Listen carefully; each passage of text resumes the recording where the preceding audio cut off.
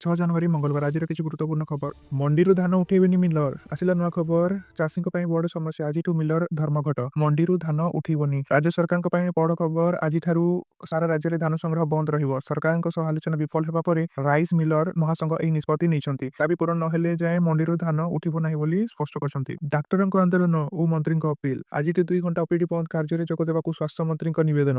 ଡାକ୍ତରମାନେ ଆଜିଠାରୁ ଦୈନିକ ସକାଳ 9ଟାରୁ 11ଟା ଅର୍ଥାତ୍ 2 ଘଣ୍ଟା ଓପିଡି ସେବା ବନ୍ଦ ରଖିବେ। ଅନ୍ୟପକ୍ଷରେ ରୋଗୀ ସେବାରେ ବାଧା ନ ସୃଷ୍ଟି କରିବା ପାଇଁ ଡାକ୍ତରମାନଙ୍କୁ କାର୍ଯ୍ୟରେ ଯୋଗ ଦେବାକୁ ଅପିଲ କରିଛନ୍ତି ସ୍ୱାସ୍ଥ୍ୟମନ୍ତ୍ରୀ ମୁକେଶ ମହାଲିଙ୍ଗା। ପ୍ରଦୂଷଣ ସାର୍ଟିଫିକେଟ ନଥିଲେ ତେଲ ମନା, ହାଇକୋର୍ଟ ଗଲା ମାମଲା।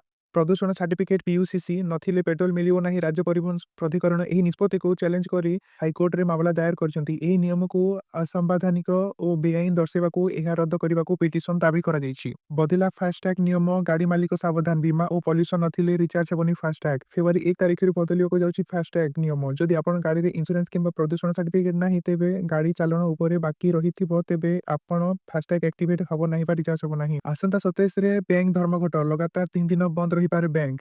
ବ୍ୟାଙ୍କ ଗ୍ରାହକଙ୍କ ପାଇଁ ଜରୁରୀ ସୂଚନା, 5 ଦିନିଆ କାର୍ଯ୍ୟ ଦିବସରେ ଦାବିରେ ଆସନ୍ତା 27 ତାରିଖରେ ଦେଶବ୍ୟାପୀ ଧର୍ମଘଟ ଡାକରା ଦିଆଯାଇଛି। ଏହି ଧର୍ମଘଟ ହୁଏ ତେବେ 25, 24, 27 ତାରିଖ ମିଶି ଲଗାତାର 3 ଦିନ ବ୍ୟାଙ୍କ ସେବା ବନ୍ଦ ରହିପାରେ।